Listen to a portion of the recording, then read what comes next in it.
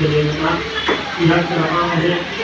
शारीरिक आर्थिक आणि मानसिक स्वरूपामध्ये मदत करणारे सर्व भाविक भक्तजन यांची कुलस्वामी कुलदेवता आराध्य देवता कर्मप्रधान श्री लक्ष्मीसहित सत्यनारायण देवता स्थलवासी कुलदेवता मुंबामूर्ती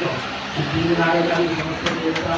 स्मरयमा समस्त देवता सद्गुरु देवता आपल्या घरांशी या